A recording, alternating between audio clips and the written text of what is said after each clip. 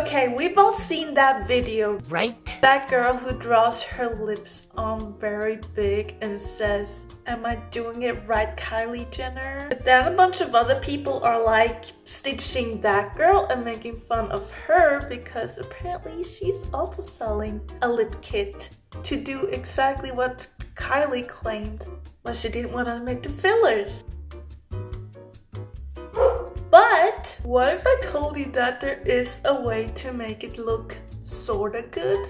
And it does not have anything to do with some magical lip combo, but rather it's just a technique that I have noticed myself using quite a lot, and I've never made a tutorial for it. You do start by overlining your lips, obviously. I obviously wouldn't go as big as I did at first, but you could probably get away with doing a little cute e-girl tip like that. Do fill in some of your lip because we are going to make a little ombre effect later.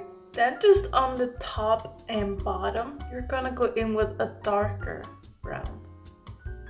And then you want to sort of take the lighter shade in the middle and you're going to start blending it into that brown.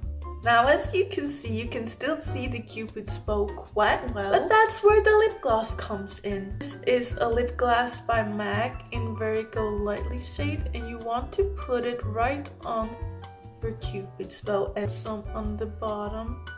While it might seem contradicting to accentuate the Cupid's bow, I actually find that it helps hide it. So let's do side profile.